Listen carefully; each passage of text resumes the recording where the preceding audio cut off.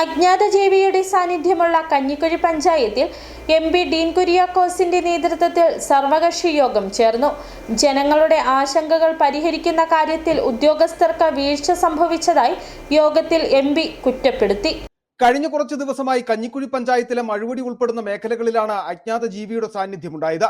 Drone ഉപയോഗിച്ച് camera സ്ഥാപിച്ച് നടത്തിയ പരിശോധനകളിൽ കാര്യമായ ഗുണം ലഭിച്ചില്ല. ഇതിനെ തുടർന്നാണ് സർവകക്ഷി യോഗം സംഘടിപ്പിച്ചത്. MP ഡീൻ കുര്യാക്കോസിന്റെ നേതൃത്വത്തിൽ കഞ്ഞിക്കുഴി പഞ്ചായത്ത് ഹാളിൽ നടന്ന യോഗത്തിൽ ഗ്രാമപഞ്ചായത്ത് പ്രസിഡന്റ് കോമളം മോഹൻദാസ് അധ്യക്ഷത വഹിച്ചു. ജനങ്ങളുടെ ആശങ്കകൾ പരിഹരിക്കുന്നതിൽ ഉദ്യോഗസ്ഥർക്ക് വീഴ്ചകൾ സംഭവിച്ചിട്ടുണ്ടെന്ന് MP കുറ്റപ്പെടുത്തി. നിങ്ങൾ ഇത്രയും കാര്യങ്ങൾ ഇതുമായി ബന്ധപ്പെട്ട് ചെയ്തിട്ടുണ്ട് എന്ന് പറയുന്നത് സ്വാഗതാർഹമാണ്.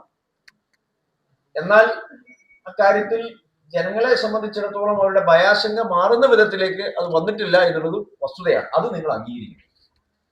കാരണം ഇന്ന് രാവിലെ പോലും പറയപ്പെടുന്ന രീതിയിൽ ആരൊക്കെയോ കണ്ടു എന്നുള്ള റിപ്പോർട്ടിംഗ് ഉണ്ടായി. അപ്പൊ അവിടെ സന്ദർശിച്ചു മനസ്സിലാക്കി എന്നും നിങ്ങൾ പറയുകയുണ്ടായി. അപ്പൊ നിങ്ങൾ പറഞ്ഞതനുസരിച്ച് നമ്മുടെ വെറ്ററിനറി സർജൻ ഉൾപ്പെടെ വന്ന് നോക്കി ആ പട്ടിയുടെ ദേഹപരിശോധന നടത്തി. പുലിയല്ല എന്നുള്ളത് കൺഫേം ചെയ്തു എന്നുള്ളത് പറയുന്നു. അതോടൊപ്പം തന്നെ കാൽപ്പാടുകൾ ഒരിക്കലും പുലിയുടേതല്ല എന്ന് കൺഫേം ചെയ്തു എന്ന് അഷ്വർ ചെയ്തു. യോഗത്തിൽ വനംവകുപ്പിനെതിരെ കടുത്ത വിമർശനമാണ് ജനപ്രതിനിധികൾ ഉൾപ്പെടെ ഉന്നയിച്ചത്.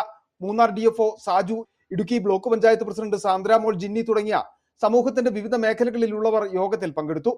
അജ്ഞാത ജീവിയെ പിടികൂടാൻ കൂട് സ്ഥാപിക്കാൻ നടപടി സ്വീകരിക്കുമെന്ന് മൂന്നാർ DFO ഉറപ്പ് നൽകി. City vision, Idukki.